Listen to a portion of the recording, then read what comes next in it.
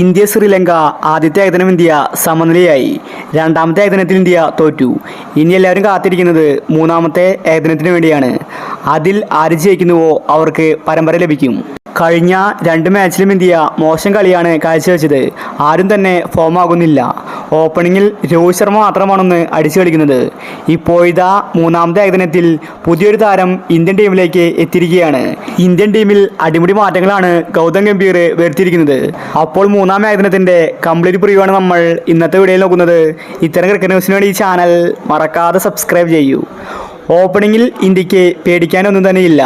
രോഹിത് ശർമ്മയും ഗില്ലും മികച്ച കളി കാഴ്ചവെക്കുന്നുണ്ട്. ഇന്ത്യക്ക് പണിയാവുന്നത് മിഡിൽ ഓർഡറിലാണ്. വിരാട് കോഹ്ലി ഫോം ആകുന്നില്ല.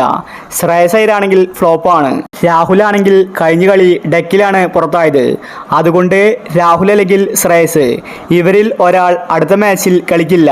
പകരം ഋഷഭ് പന്ത് ആയിരിക്കും കളിക്കാൻ പോകുന്നത്. രാഹുൽ പുറത്തായാൽ ഋഷഭ് പന്ത് കീപ്പറാകും.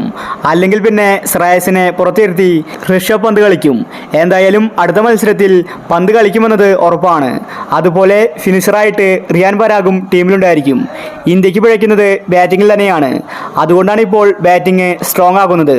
കോഹ്ലി ഫോമിലേക്ക് എത്തിയാൽ പിന്നെ ഇന്ത്യക്ക് പേടിക്കാനില്ല. രോഹിത് ശർമ്മ 2 മാച്ചിലും 50 അടിച്ചിട്ടുണ്ടായിരുന്നു. 97 റൺസ് വരെ ഇന്ത്യയുടെ ഒരു വിക്കറ്റ് പോലും പോയിട്ടുണ്ടായിരുന്നില്ല. ആ ടീമാണ് പിന്നീട് തകർന്നടിഞ്ഞത്. അപ്പോൾ മൂന്നാം ഏകദിനത്തിലുള്ള ഇന്ത്യയുടെ പ്ലേയിങ്ങിൽ നോക്കാം. രോഹിത്, ഗില്ല്, കോഹ്ലി, ശ്രേയസ്, പന്ത്, റിയാൻ പരാഗ്, അക്സർ പട്ടേൽ, വാഷിംഗ്ടൺ സുന്ദർ, കുൽദീപ് യാദവ്, സിറാജ്, ഹർഷദീപ് സിംഗ്. രാഹുൽ അല്ലെങ്കിൽ ശ്രേയസ് ആയിരിക്കും അടുത്ത മത്സരത്തിൽ പുറത്താവുന്നത്. ഇന്ത്യക്ക് ജീവൻ മരണ പോരാട്ടമാണ്.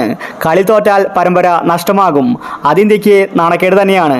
T20 പരമ്പര ശ്രീലങ്കയുടെ കൈവിട്ടുപോയി. അതുകൊണ്ട് ഏകദിന പരമ്പര എന്ത് വില കൊടുത്തും ശ്രീലങ്കയ്ക്ക് നേടേണ്ടതുണ്ട്. അവസാന ഏകദിനത്തിൽ സെഞ്ചുറി അടിച്ചിട്ടും സഞ്ജുവിനെ ടീമിലെടുത്തില്ല. രാഹുൽ ഇങ്ങനെ ഫ്ലോപ്പ് ആവുന്നത് സഞ്ജുവിന് ലോട്ടറിയാണ്.